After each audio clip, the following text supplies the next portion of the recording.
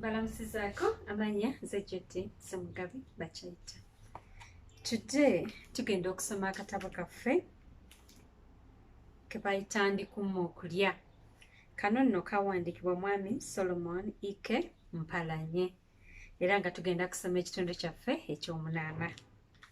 Kino kiriko omutwe ogugamba nti bato bannange.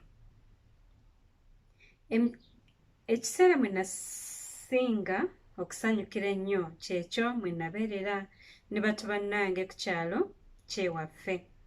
Mu kiseera ekyo mu maka g'abakadde bange twali tusigaddemu abaana 3 ffekka, ffe abawala 2 ne kannaffe akalenzi nga ke kookusatu, kyokka nga ffe tukasinga obukulu. Okuzannya kuzibu naye twazannya. Okusooka abakulu baatukungiranga nnyo nga tebaagala twegatte n'abaana ba ku kyalo bangi kubanga kwabangako abalenzi emikyumirwa abaajulanga kumpi kuyita Tembo. Bwe tutyo ne tusooka okuzannyiranga eyo mu nsuku 3 ffekka. Mu mizannyo gyaffe gyonna gye twazannyanga kannaffe akalenzi kaatusanyusanga nnyo. Oluusi kaatusalyanga amagezi ne katutwala eyo mu biwonvu mu nsuku ne katulekayo nga tetutegedde. Nga bwe kiba ekizibu abantu abali awamu obutasoowagana, naffe oluusi twasoowagananga ne kannaffe ne tukanyiigira, naye ng'okunyiiga n'okuyomba kwaffe kwakiyita mu luggya. Ababadde bayomba wayitawo akaseera buseera ng'ate twaddiŋŋanye dda tuzannya nga bwe tusekereza oluusi. Emirundi egimu kannaffe kaatuyiikirizanga ne katuggyako ebyaffe ne keddukira, ate olulala ne katwefuukiranga ne katukubamu obuswanyu ne kalekanga tukaaba ne kayotta. Abaana abalenzi mbaki zaakubere. Bwe twagenda tusuumuuka ne tugenda nga tumanya ebintu bingi eby'omulembe gwaffe bye twegwanyizanga era bye twayagalanga okukola nga tuli ffekka abawala. Ku muliraano ebbali awo waaliwo omuwala mukwano gwaffe oyo nno ye yasookera ddala okutwegattako era oluvannyuma bwe twakolanga ebyaffe byonna. Kyatuyamba nnyo munnaffe oyo omukulu okutusinga okuba naffe kubanga yali amanyi ebintu bingi. Twalina ebintu bingi bye twayagalanga ennyo mu kiseera ekyo, naye ekyokusuna amabeere kyekyali lukulwe. Kye tutaakola ku mabeere gaffe gasobole okusuna amangu mpozzi nga tebaakitulagirirako. Twagenda ku nzizi ne tukwatanga enziiziiri ne tuzirumisa ku bunywanto bw'obubeere bwaffe. Bwe twavanga awo ne tuddira obumuli bwa kakuuku obwabanga bukaze nga buddugavu era nga bulinga obuse, nabwo ne tubusiiga ku mabeere. Olwo ku nkomerero ne tulyoka tuyimba nti kamukuukulu mpa ebbeere. Okukola bino ng'omulenzi tetumukkiriza kutwegattako, nga twagala kukola byaffe bya kiwala nga tuli ffekka, era nga naye ng'atandise okutweyawulako mu bintu ebyasinganga obungi. Anti naye yali atandise okugendanga ne balenzi banne ab'ekigero kye. Yali mulenzi mukalukalu era nga wakababba nnyo. Obukalukalu bwe obungi oluusi bwamujoozanga abalenzi banne be yalinga asinga n'abaalinga bamusinga obukulu. Abo nno bwe baanyiiganga ne bakakunya emimwa, oluusi ne bakafuntula ebikonde ebyakazimbyanga enkufu ne kaddayo eka nga kawulubadde konna mu maaso. Akalenzi agakulu agamu gaamusinzanga amaanyi, naye ye ng'agasingira wala okulowooza, okutetenkanya n'okwogera ebintu eby'amagezi. Ebiseera ebimu yagavumiranga mu ngeri y'amagezi ennyo ga ssebo wange ne gatategeera, naye lwe gaabanga gategedde kakitawe ne gakagwako ne gakasaamira empi nga tegakalekera. Waliwo omulundi lwe kaabonyaabonya eddenzi banne baalyo lye baali batuumye bagadumya olw'okuba baalukana n'olw'obutaba naggwoowo mu kwogera. Byali bwe biti. Akalenzi katuuka nga kagamba banne baako nti nnyinza okusimba akati kange katono bwe kati mu ttaka, naye ne kabalema mwenna okusimbulamu. Ko bonna nti otujooze nnyo, kale kasimbe tulabe. Omulenzi ng'akuula akaddo k'akafumbe ng'asima akannya ng'akassaamu ng'addira enfuufu ng'akazeeka. Olwamala ng'ababuuza nti kale ani ayagala okusooka okugezaako.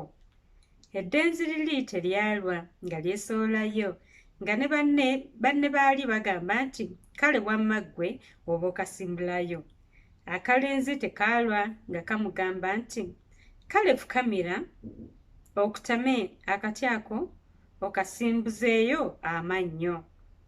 Eddenzi teryekunya nga lifukamira nga lisimba amannyo ku kati, liba litandika liti okusika. Akalenzi ne kalikwata ku nkoona ne kalisindika ku ttaka. Eddenzi lyalumwa nnyo kubanga ennyindo n'ekyenyi byatomera ettaka era akati ne likafumita mu kamwa. Akalenzi kamanya ekyali kijja okuddirira, bwe katyo ko olwamala okuwumiza eddenzi ku ttaka ne kadduka emisinde gye tulabanga yogayoga waka. Ebyaddirira baakanyumiza binyumiza enkeera.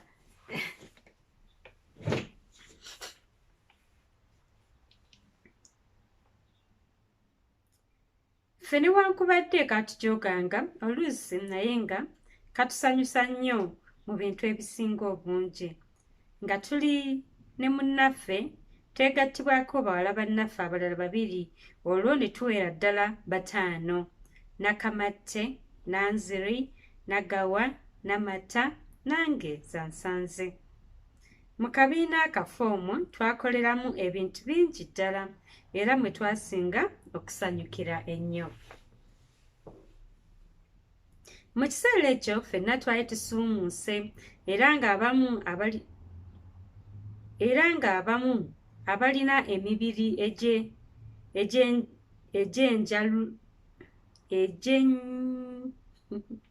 egyenyanjuliro gwe wamma nga batandise okutunuza abaabalabanga obutatemya ng'ekisaasi, anti olaba kitemezza ng'enkuba yatonnye.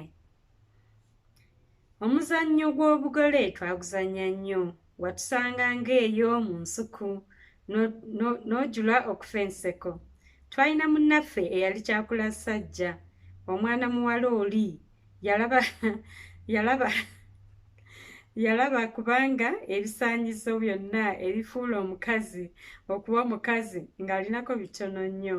anti ng'ekyokungulu ge mabeere agaali amanene ennyo, naye ng'ebisigaddewo bw'omutunuulira olabira ddala omusajja yennyini awedde emirimu ate ow'amaanyi.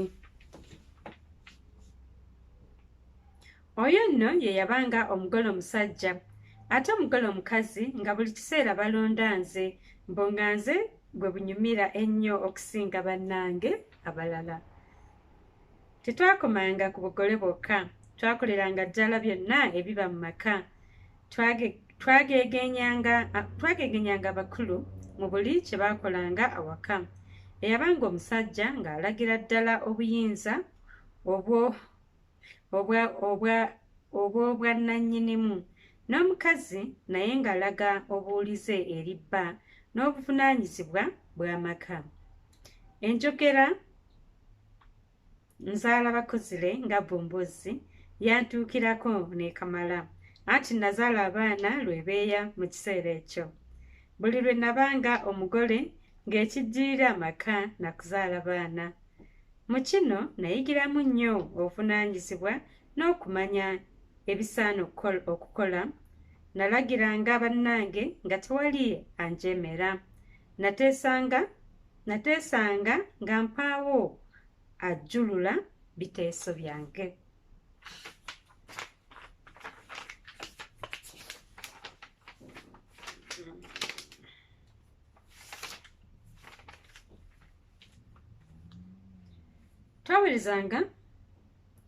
Tweweerezanga obulabu era twakyaliragananga mu mpalo mu maka g'abakadde baffe, naye oba mmange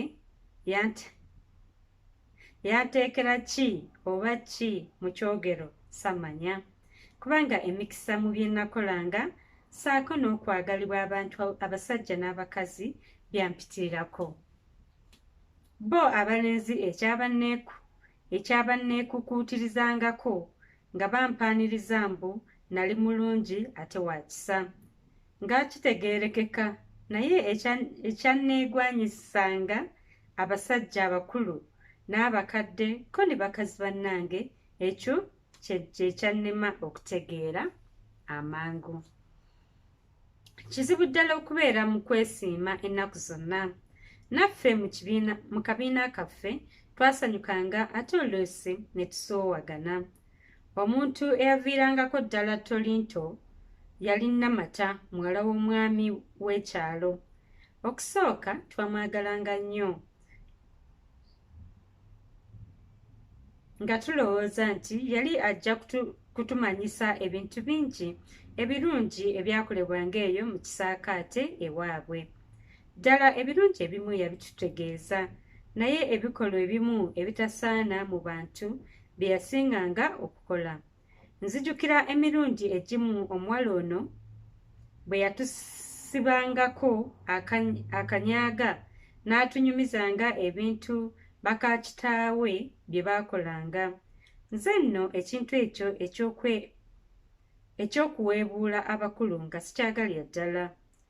Okulaalaasa eby'omu nju n'okugenda ng'omuntu asamwasamwa n'ebigambo ebitamubuuzibwa nga tukyenyinyala nnyo.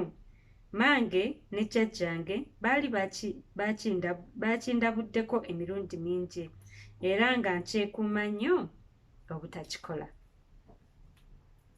Ekintu ekyasingira ddala okuluma bannange ng'ebbwa ate nze ne kintujjira muli ng'amasira ye mwana muwala okwefuulanga bulijjo amanyi buli kintu, so ng'ebimu ddala yabanga tabimanyi. Yatweyagalirangako oluusi n'atufuulira obugere olw'okuba omwana w'omwami omugagga,